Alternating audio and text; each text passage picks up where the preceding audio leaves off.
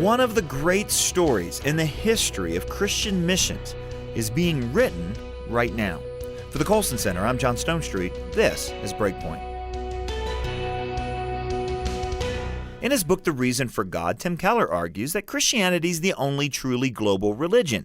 Indeed, within just a few generations of Christ, the Christian faith had spread across most of the known world, from India to North Africa to the furthest reaches of the Roman Empire, even into the barbarian lands of Northern Europe. And yet, up until 100 years or so ago, due to all kinds of historical and sociological developments, Christianity became a predominantly Western religion. The missionary efforts of the last 100 years began to change that, and now Pew Research predicts that Africa will be the most Christian continent within about 40 years. And the story behind this geographical relocation is overwhelmingly the story of missions. For centuries, the West sent evangelists to Africa, Asia, and South America to preach the gospel, to plant churches, and to create Christian communities where none existed. Whereas the heroes of the faith in the ancient church were theologians and bishops, and those during the Reformation were, reformers, most of the names that we recognize since the Reformation are missionaries. William Carey, Hudson Taylor, Gladys Aylward, Liddell, Jim Elliot, Amy Carmichael. This move of the gospel from the west to the south and to the east could be one of the largest scale fulfillments of the Great Commission since Jesus first gave it. And yet, as a fascinating piece in The Economist explains, the direction of the flow of Christian missions has now largely reversed.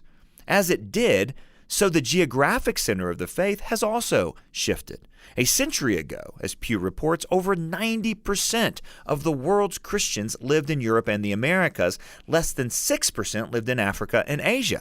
Today, over a third of all Christians hail from those continents. As this Christian population shift has taken place, something else interesting has also happened.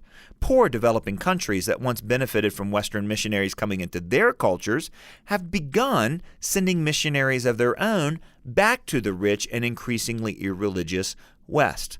While the U.S. still leads the world in sending missionaries, something that's been true for a long time, our market share is dropping. The largest growth seen in global missions output is in non-Western countries, and it's happening fast. Between 2010 and 2015, the number of African missionaries jumped 32% to over 27,000. Korean missionaries jumped 50% to 30,000 in the same period. And the countries receiving the lion's share of these missionaries, Brazil, Russia, and wait for it, the United States.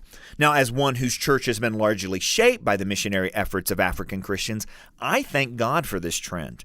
At the same time, anyone who's trying to convert Westerners has their work cut out for them. As the Economist piece observes, saving the rich is difficult, though Jesus said it wasn't impossible. Among the compelling stories of Christian history we will read about one day will be whether missionaries from the global South coaxed Western camels through the needle's eye. Those bringing the good news back to our shores, and even more so to Europe's shores, often remark how jaded and difficult it can be to convert Westerners. Having once had the faith, but at least partially having lost it, we're kind of like the bird-infested path or the thorny ground from Jesus' parable. Even so, to whatever scale the effort to reconvert the West succeeds or not, it ought leave us in awe of God's wisdom. Within just the span of a few centuries, the church went global, and it was at precisely the same time the West began to lose its faith. Both the work of the missionaries who planted those seeds abroad and the return of that fruit to our own shores are testaments to providence. We ought be reminded through them that God is no respecter of persons, nations, or even continents. I only wish those early global missionaries could see all of this unfold. Of course, they've now joined the great cloud of witnesses, so they have some perspective on this whole story that's even better than our own. Still, they obeyed Jesus' command to make disciples of all nations. I wonder if they had any idea that those nations would one day return the favor. For Breakpoint, I'm John Stonestreet.